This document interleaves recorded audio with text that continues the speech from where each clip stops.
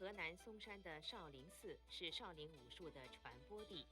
早在公元495年，佛陀善多住持的时候，就已经有许多会武术跟其他技艺的民众剃度为少林寺和尚。其中善多的2个弟子慧光及僧稠都是身怀绝技。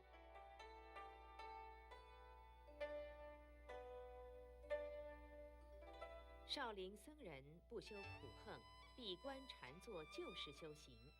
而在禅坐之余，为了活动筋骨，于是就发展成少林寺最初的武功18手。这武功18手开创了手重悟性、次为体健、末为防身的传统。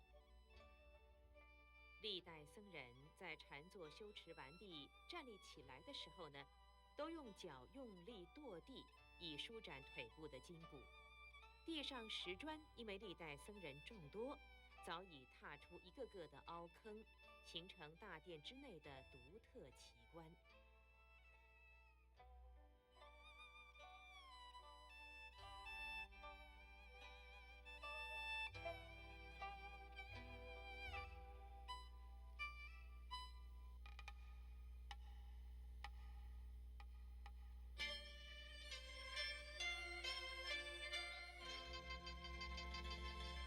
垂普堂里面有泥塑或木雕的人像，总计是200多尊，展现少林武术的缘起、发展、练功、精华套路等。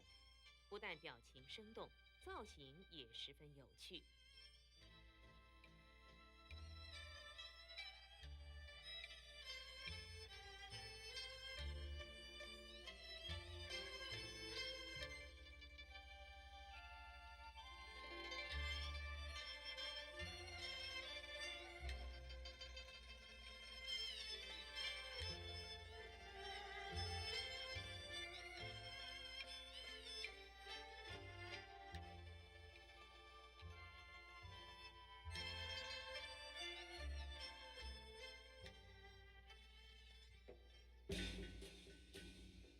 由于少林寺历年的香火鼎盛，未免于宵小的觊觎，于是众僧皆勤于练武，而这也是少林功夫能够发展得如此快速的原因。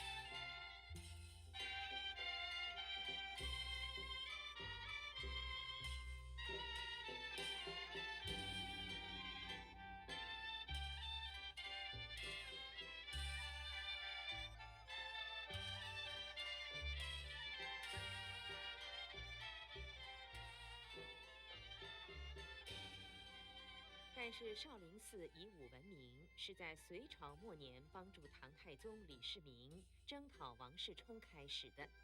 当时王世充派遣他的侄子王仁泽防守浣州城，住在博古的少林寺和尚智操、慧次等13人乘机擒捉了王仁泽，为李世民进攻洛阳建立汗马功劳。这幅明代所绘的壁画，正是当时壮烈战争的场面，从此少林寺便以武扬名于世。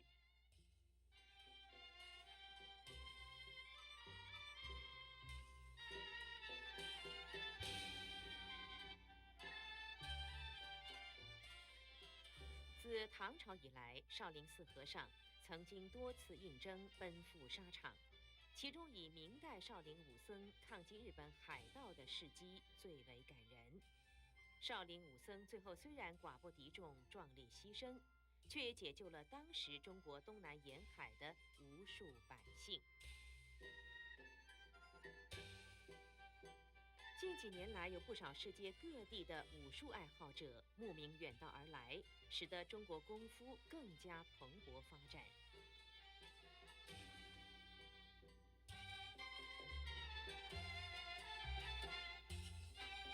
这位年仅8岁的小沙弥，已经练就一身的好功夫，令人赞叹。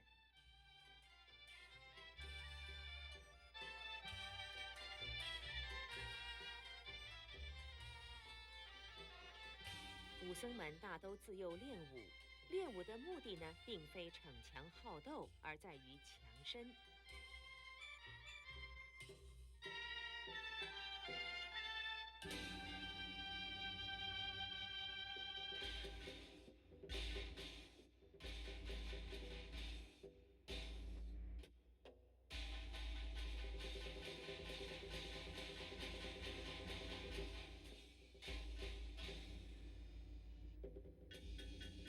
像这些令人心惊的镜头，都是经过长时间磨练得来的，千万不可轻易的模仿。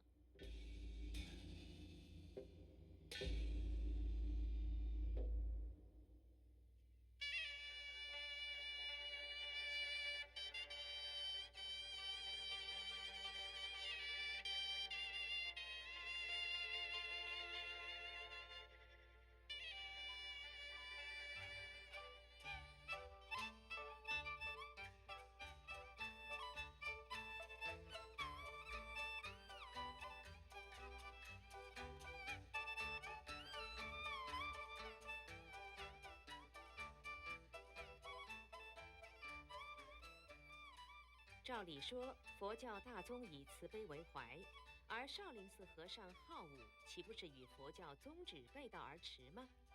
其实，在佛教的许多经典中，都曾揭出一个事实：所谓度人为善者，禅也；敬人为恶者，武也。因此，少林寺和尚的修禅与好武，从这里取得了融洽论点。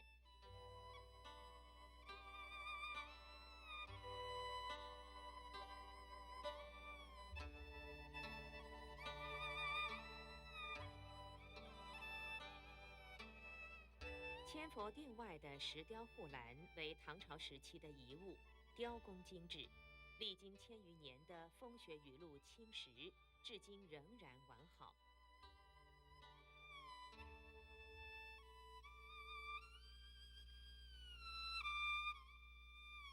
少林寺有不少元代所流传的石碑，而石碑上所刻的记载，都是研究少林历史的重要参考资料。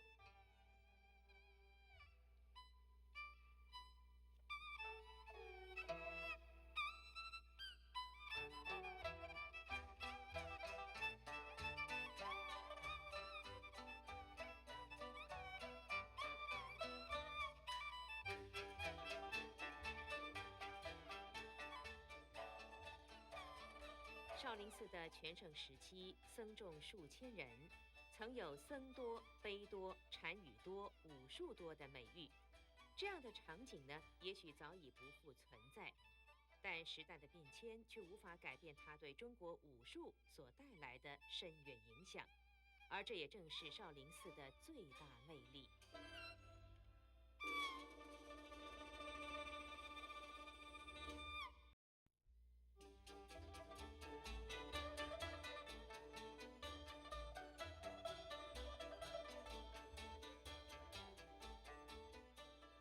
位于河南嵩山的少林寺是少林武术的传播地。早在公元495年，佛陀善多住持的时候，就已经有许多会武术跟其他技艺的民众剃度为少林寺和尚。其中善多的2个弟子慧光及僧稠都是身怀绝技。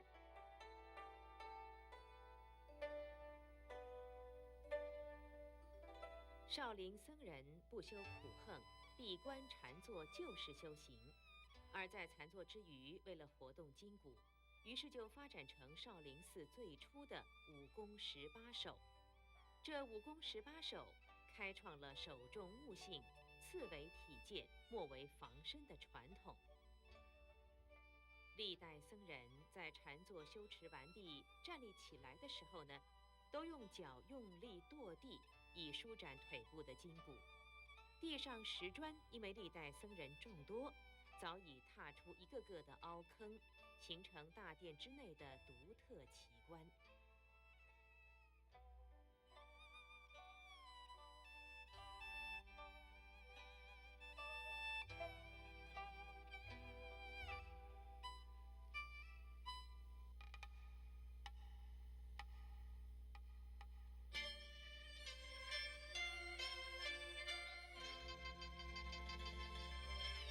堂里面有泥塑或木雕的人像，总计是200多尊，展现少林武术的缘起、发展、练功、精华套路等。不但表情生动，造型也十分有趣。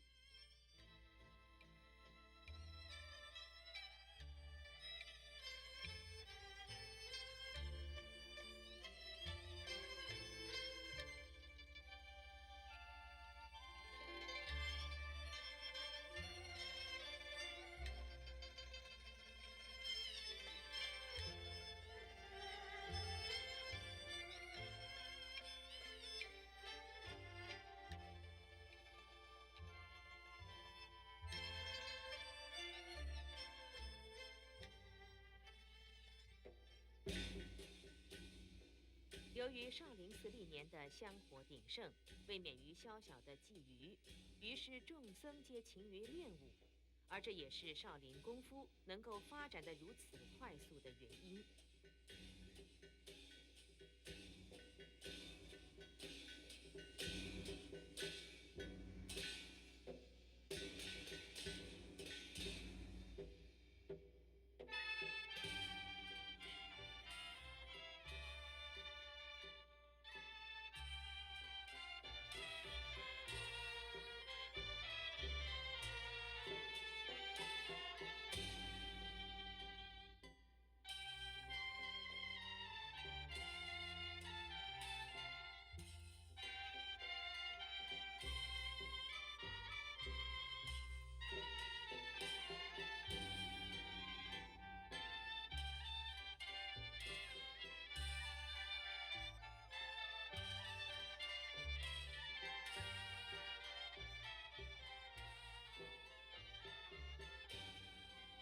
但是少林寺以武闻名，是在隋朝末年帮助唐太宗李世民征讨王世充开始的。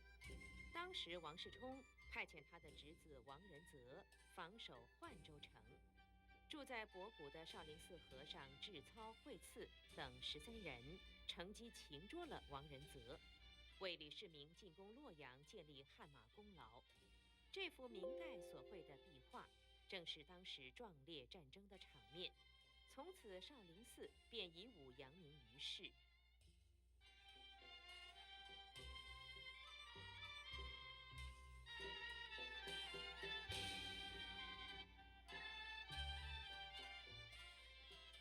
自唐朝以来，少林寺和尚曾经多次应征奔赴沙场，其中以明代少林武僧抗击日本海盗的事迹最为感人。少林武僧最后虽然寡不敌众，壮烈牺牲，却也解救了当时中国东南沿海的无数百姓。近几年来，有不少世界各地的武术爱好者慕名远道而来，使得中国功夫更加蓬勃发展。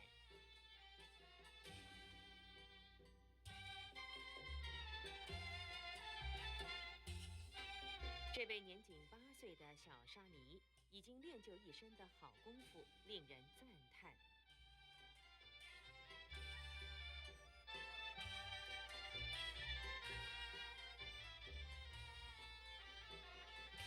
武僧们大都自幼练武，练武的目的呢，并非逞强好斗，而在于强身。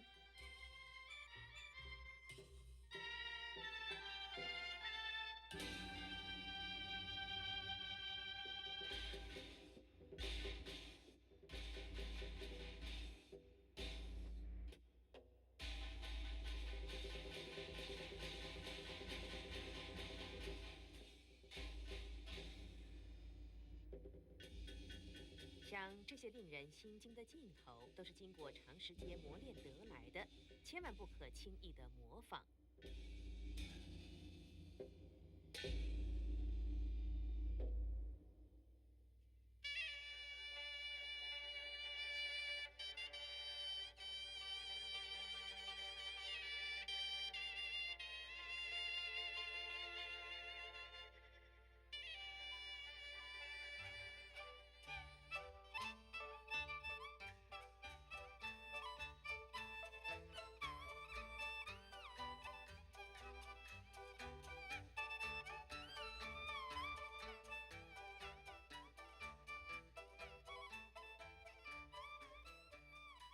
照理说，佛教大宗以慈悲为怀，而少林寺和尚好武，岂不是与佛教宗旨背道而驰吗？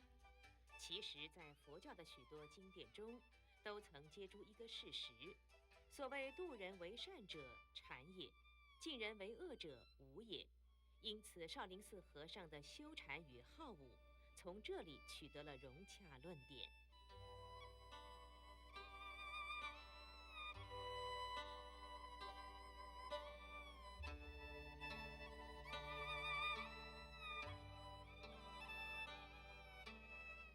千佛殿外的石雕护栏为唐朝时期的遗物，雕工精致，历经千余年的风雪雨露侵蚀，至今仍然完好。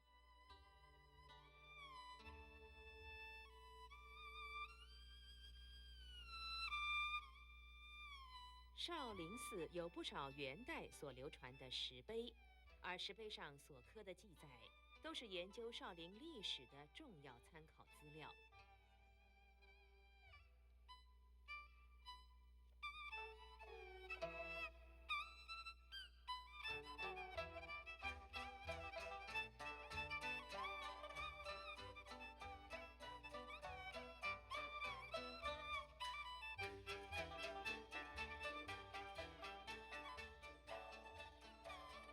少林寺的全盛时期，僧众数千人，曾有僧多、碑多、禅语多、武术多的美誉。这样的场景呢，也许早已不复存在，但时代的变迁却无法改变它对中国武术所带来的深远影响，而这也正是少林寺的最大魅力。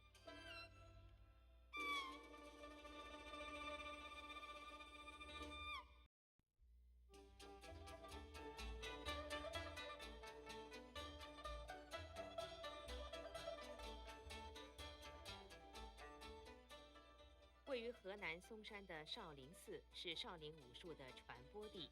早在公元495年，佛陀善多住持的时候，就已经有许多会武术跟其他技艺的民众剃度为少林寺和尚。其中善多的2个弟子慧光及僧稠都是身怀绝技。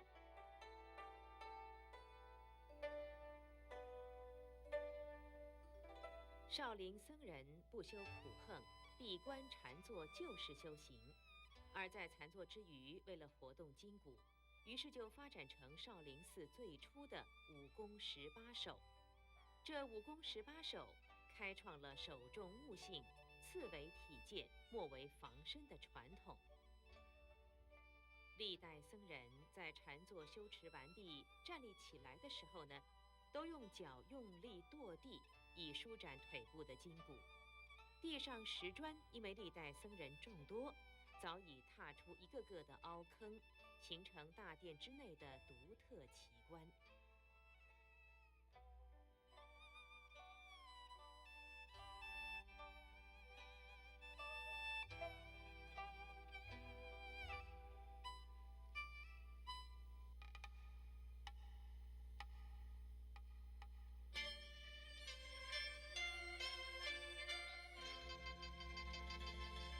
垂普堂里面有泥塑或木雕的人像，总计是200多尊，展现少林武术的缘起、发展、练功、精华套路等。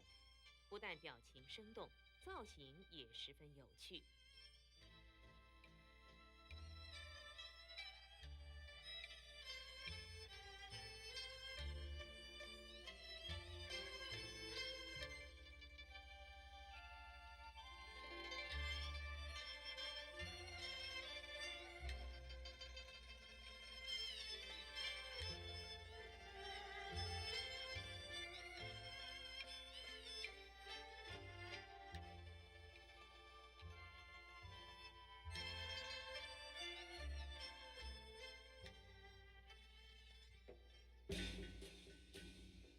由于少林寺历年的香火鼎盛，未免于宵小的觊觎，于是众僧皆勤于练武，而这也是少林功夫能够发展得如此快速的原因。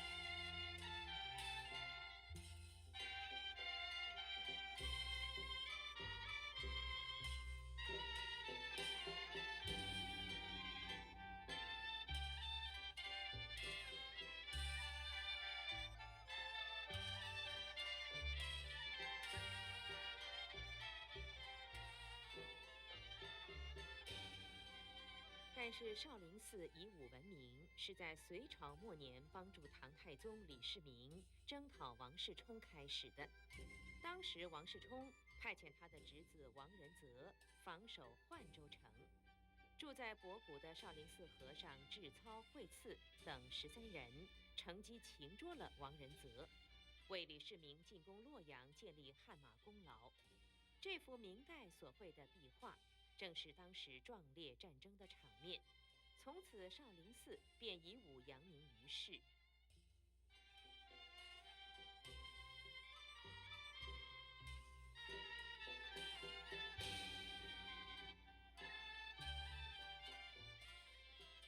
自唐朝以来，少林寺和尚曾经多次应征奔赴沙场，其中以明代少林武僧抗击日本海盗的事迹最为感人。少林武僧最后虽然寡不敌众，壮烈牺牲，却也解救了当时中国东南沿海的无数百姓。近几年来，有不少世界各地的武术爱好者慕名远道而来，使得中国功夫更加蓬勃发展。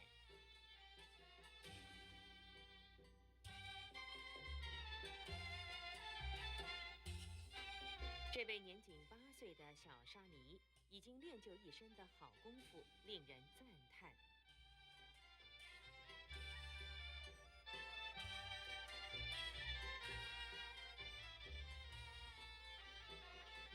武僧们大都自幼练武，练武的目的呢，并非逞强好斗，而在于强身。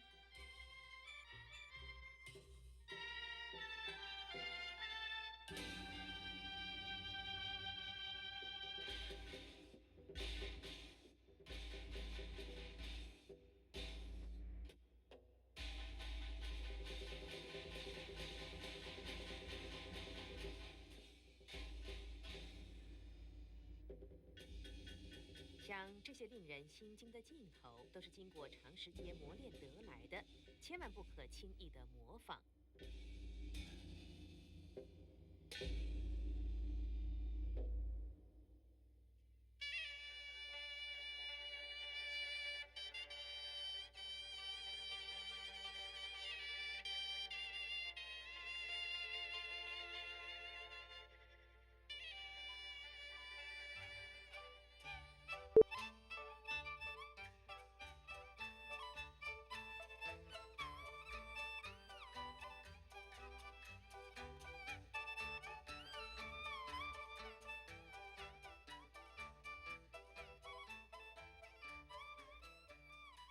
照理说，佛教大宗以慈悲为怀，而少林寺和尚好武，岂不是与佛教宗旨背道而驰吗？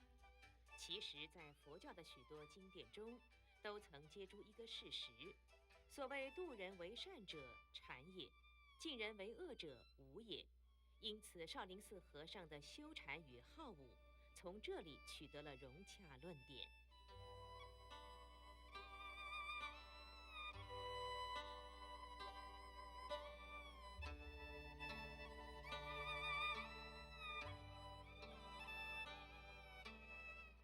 千佛殿外的石雕护栏为唐朝时期的遗物，雕工精致，历经1000余年的风雪雨露侵蚀，至今仍然完好。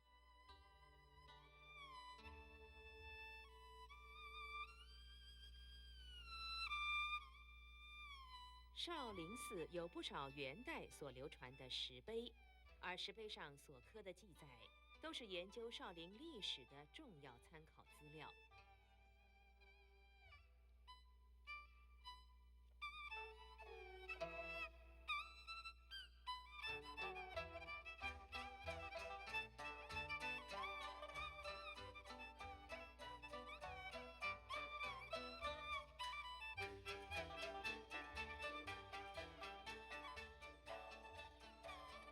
少林寺的全盛时期，僧众数千人，曾有僧多、碑多、禅语多、武术多的美誉。这样的场景呢，也许早已不复存在，但时代的变迁却无法改变它对中国武术所带来的深远影响，而这也正是少林寺的最大魅力。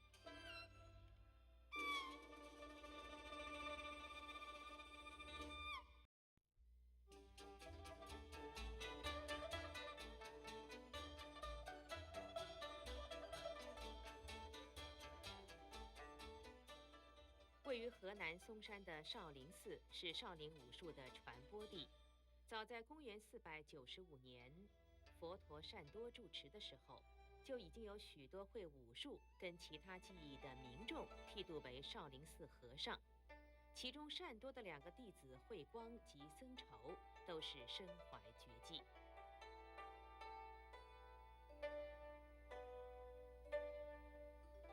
少林僧人不修